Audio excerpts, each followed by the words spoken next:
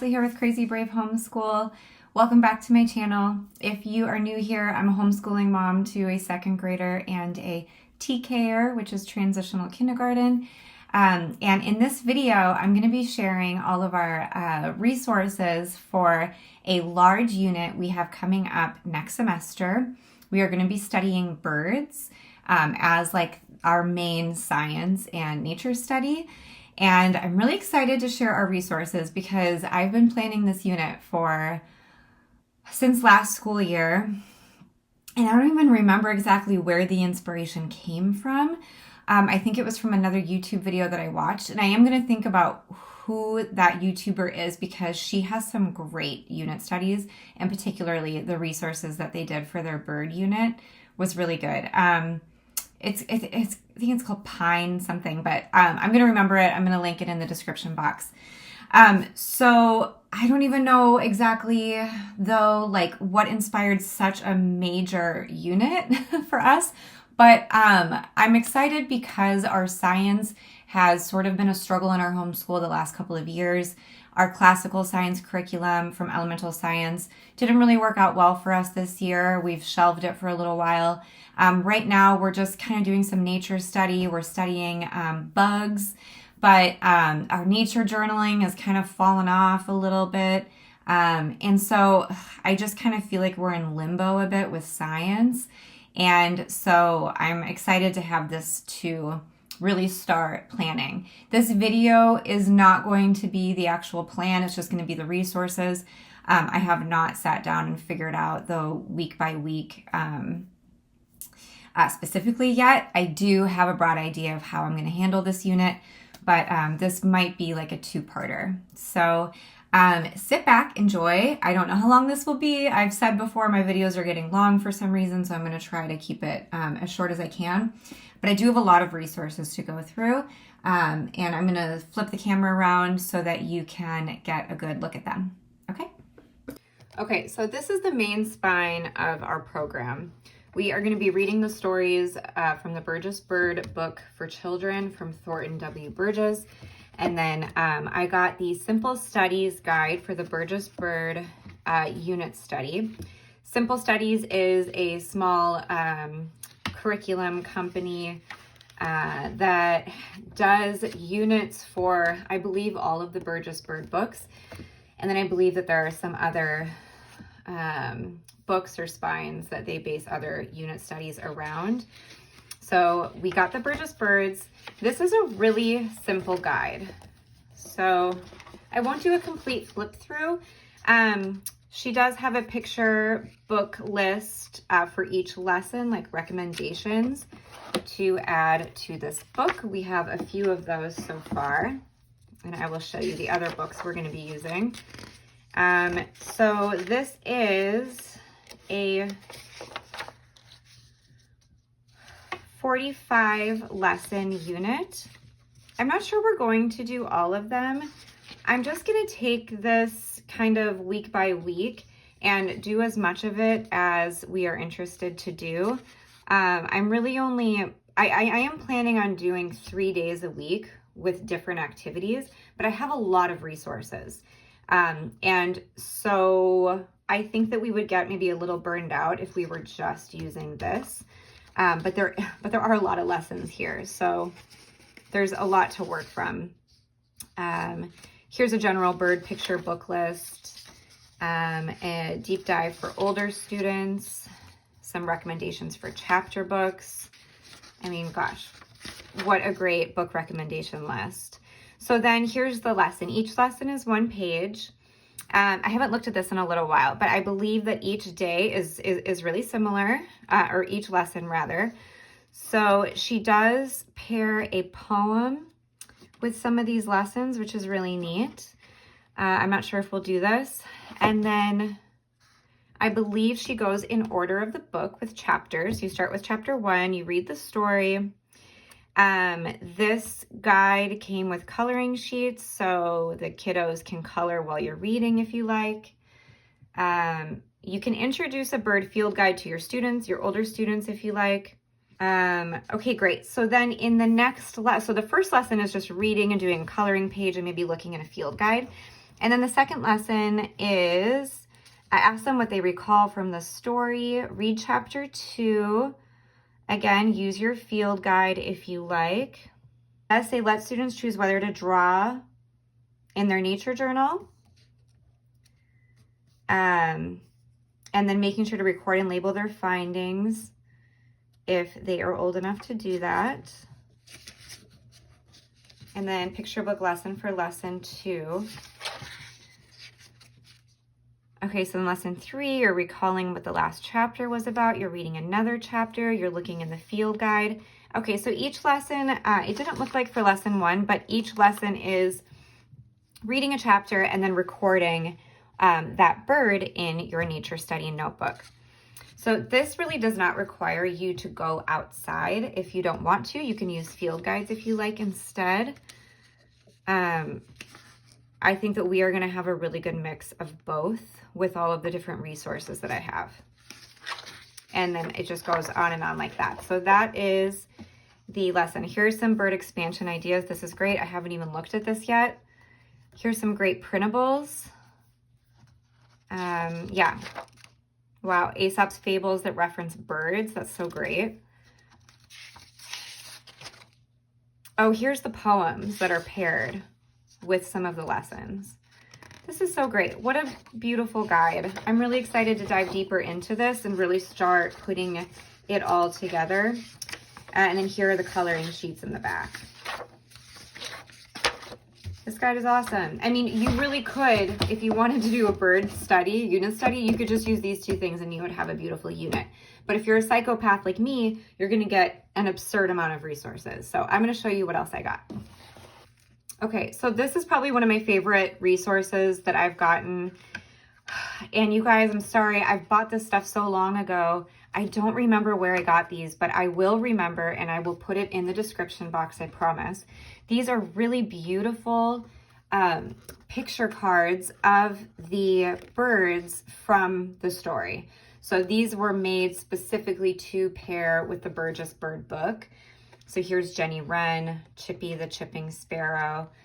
So what's great about these is that if you didn't want to use a field guide or if you don't have a field guide, you could draw the birds from these. And I think that that's probably what we'll do because my kids really enjoy doing picture studies and they really enjoy painting whatever picture we're studying. So I think this is probably how we will go about doing our nature journal entry. And then we could look at our field guide to write down a couple observations.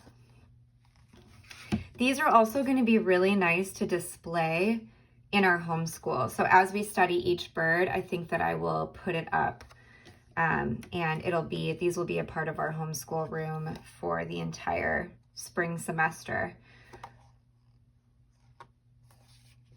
So this is cool. This does have a couple of little like notes about the bird. So if you didn't have a field guide, Kitty the catbird, his black crown and slaty gray coat make him easy to recognize. You could even do this as copy work. So you could, if you have young kids that aren't really writing much on their own, like myself, I'll probably have them do the painting in their notebook and then they'll do a copy work page to go with it of these sentences. And these are really nice quality cards too. I love these. Another resource that we are going to be using throughout this unit are these birdwatching notebooks from The Good and the Beautiful. These say grades 3 through 8, but I looked through these and these are going to be perfect for my 5 and 7-year-old. Given they won't be doing a lot of writing, but there are so many great activities in here that I can do with them that I'm really not worried about us getting the most out of these books. So here's a table of contents. What I'm sorry, I feel really out of breath today. What I'm planning to use this to is because we're going to be doing some like separate units within the bird unit. So for like 2 to 3 weeks, I want to study feathers. For 2 to 3 weeks, I want to study like beaks and feet. For a couple weeks, I want to study eggs. So this has content for all of those ideas. which is great. So there's just so much in here. Bird life list. So this is like a running list of the birds that you have observed. So this is going to be great for like actually getting us outside and doing some observation and logging. Look for the features in each square during your bird watching expedition. See how long it takes you to complete all the squares. So bird watching bingo, that's going to be really fun. Okay, so these are like ethical ways for watching birds. Signs of a bird. Find evidence of the birds around you by looking for these signs in nature. So when we study feathers, maybe we'll use this page. Tape photos or draw pictures of feathers that you find so you can look them up. Bird tracks. Draw the bird tracks that you find in nature on this page. How to make your home bird friendly. So here's some ideas on like creating a bird friendly habitat. How to use binoculars. So when we study beaks, we can reference these pages. And then when we study feet, the same thing. So here's a great opportunity to study our state bird and then the national bird. Birds of prey, we really love learning about birds of prey. And then this will be fun, like the kids can just choose any bird that they want to and learn more about it. So like, you know, this does require a lot of writing, but I'll just do this for my 5-year-old, and then this will be good practice to do some writing for my 7-year-old.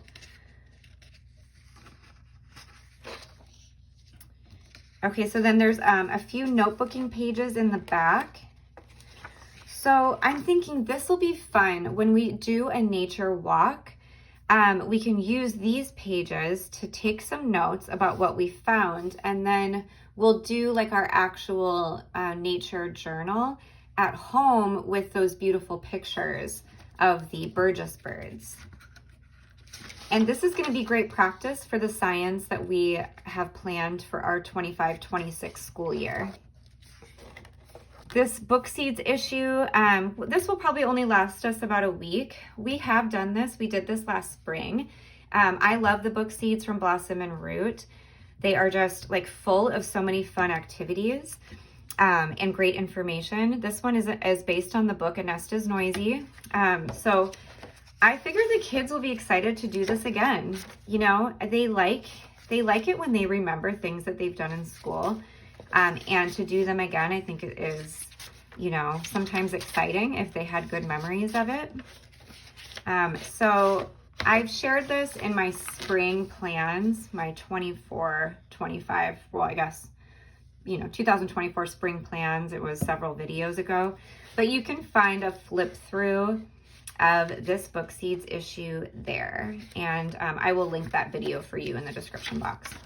Okay, so now we're just getting kind of into some resources that I hope we get to, that I'm sure that we will use to some degree. But if we don't, that's okay. As long as we get to the other resources I showed you, that is like, those are my main plan. And then this is just some extra stuff. So I got Birds of a Feather, a reading and spelling review book from All About Reading. We don't use a lot of All About Reading. I do the pre-reading with my son, but I just figured it's all bird related. And I thought that this might be a nice break from our normal reading lessons. So maybe just like once a week. So here are instructions on how to use the book. I've flipped through this. I haven't really read all these instructions yet. But it's a lot of activities. It's a lot of like cutting out, and then you're choosing words that you think would most benefit your student to practice. You're writing the words on the cards, and then you have your student read each word aloud. As your student finishes each word, flip it over to reveal a paint color. Place the paint can on an unpainted part of the birdhouse. And when all the cards are finished, flip over the unpainted birdhouse to reveal the painted birdhouse. So this does pair with All About Reading and All About Spelling, but I think that we can use this just fine without. So like I'm choosing the words that I think would benefit her. And in fact, I could use this alongside our McGuffey readers and choose the words from our lessons. That's actually a great idea.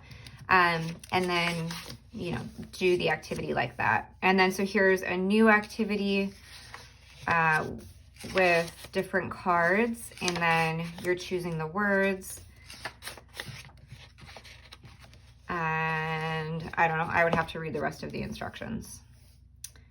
You're adding it to the scene to see if your student can match the baby birds to their moms. So obviously I haven't looked through this very well.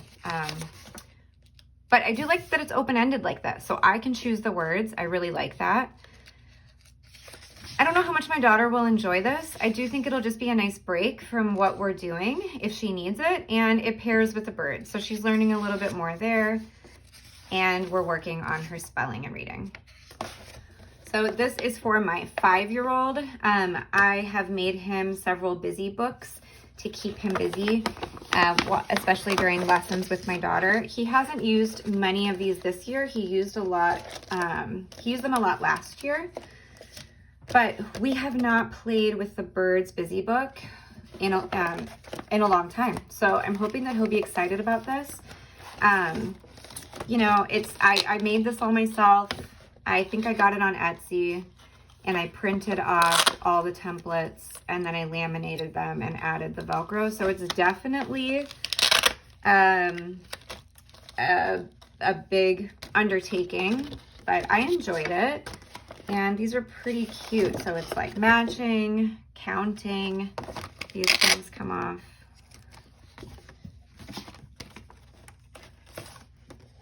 It's patterns, putting the birds in the right pattern. Matching colors, matching the feathers to the right bird.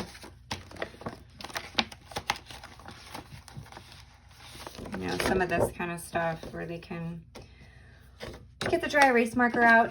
So that'll be fun. I can use the busy book during readings for him if they don't want to color. Right, so I got the Drawing 100 Fun and Easy Birds from The Good and the Beautiful. This is a really simple drawing instruction book for just like, you know, like cute little silly birds. So if they are feeling like sort of unmotivated or defeated by drawing or painting the birds from the Burgess Bird cards, then they have this option. You know, we could instead find a bird that's similar, you know, the bird we're studying, we can try to find it in this book, and then just draw a simple bird that they can feel really proud of in their nature journal.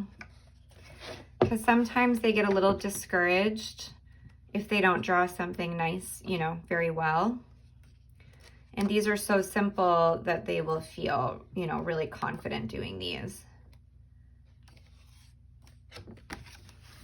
I also got this game from The Good and the Beautiful, Snatch, a Birds of Prey game. I haven't even opened this. So I don't exactly know how to play it, but it's for ages 6 and up. We'll have fun playing this exciting game while learning fascinating facts about birds of prey. Be the first player to discard all your cards to win, but look out for the snatch cards. These swiftly flying birds will swoop down and snatch your cards right out of your hands. Like I said, we love learning about birds of prey, and we have a lot of them where we live. So I think that this will be really fun. Plus, like, my kids just love games so much, so it always goes over well. Then I just went through to see, like, what else I had. I have this little, like, coloring book that I think their aunt put together for them. They haven't done it yet, so we'll use those. This was a card out of the Julia Rothman Nature Guide books that came with the Nature Guide, or I'm forgetting what the book is called right now. But anyway, for our feather unit, this is a window transparency. So you can use kite paper, and you cut out all the white parts, and then the kids can tape or glue in the kite paper, and we can put it up in the window. So that'll be a fun activity. This was just a printable of feathers to do a watercolor if we want to do that. This is a lap booking template from Elemental Science if we want to make a little lap book about some of the birds that we learned about to add to our notebook or nature journal. So I'll get into the books that I have, like the picture books, but just a couple of the resources. I got these little eggs from the dollar store. I thought these might be kind of fun for the kids to paint. We do have a real nest that is just awesome that I'll definitely use as part of my display for the unit that the kids found. And then we have a lot of feathers that we've collected over the years. So when we do our feather study, we have these to reference, and then hopefully we will find more. Okay, so I'll get into the books that I have. Have you heard The Nesting Bird? We haven't read this one yet. I've had this for a while. So maybe we will do actually a little subunit on nests, and that's when we can do our book seeds unit based on the book A Nest is Noisy.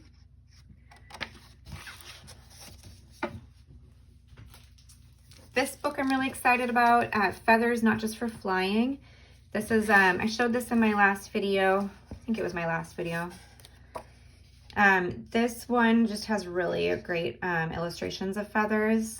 And so when we do our feather little subunit, we'll be referencing this book for sure. And then I would really love to do some kind of art project, maybe once a week for a few weeks or a couple times a week. We'll practice drawing or painting feathers, get out our watercolors, and take a break from painting birds for a little while. I think that'll be nice. An Egg is Quiet. We haven't read this one yet either, but I love the whole collection of these books. This comes from the same author who did A Nest is Noisy.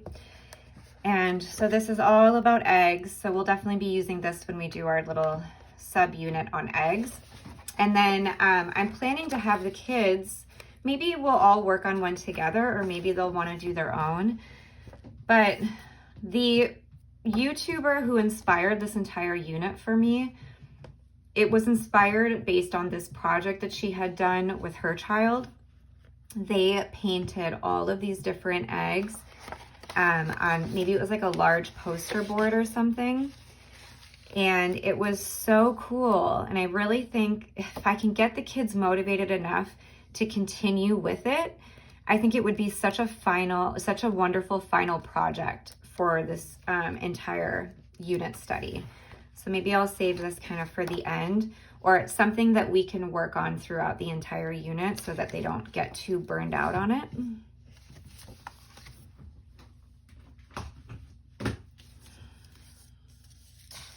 Robins, How They Grow Up. This was also recommended from that same family. It's kind of in a bit of a comic book style. And I haven't read this yet, but she said it's really, really good. Her child really enjoyed this.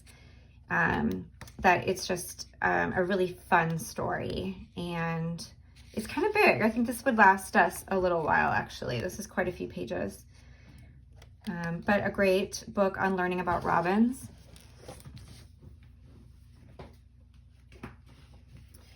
Another book about nests, a nest full of eggs.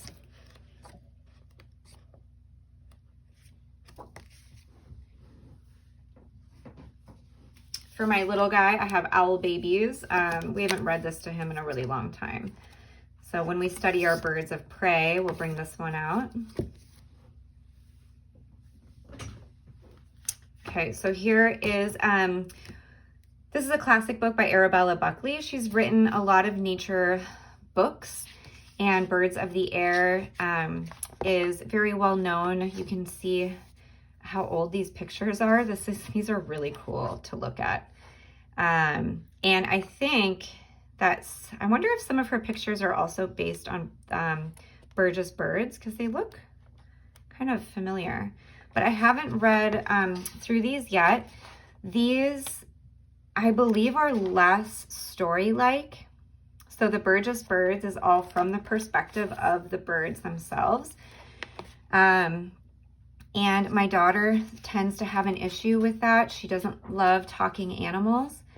And so if we struggle with Burgess Birds because of that reason, I know I can pull this one out, and this one would work just fine.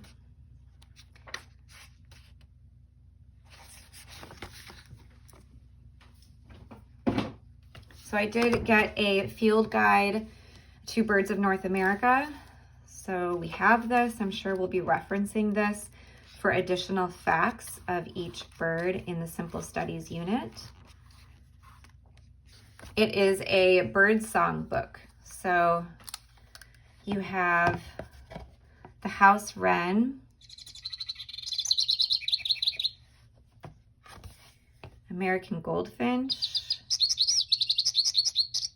Ooh, those sound similar.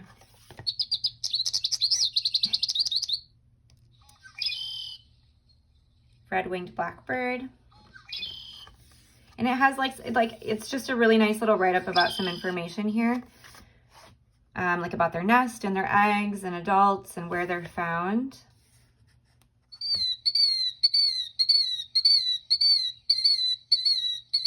We have killed deer all over our property. So this will be, oh my gosh.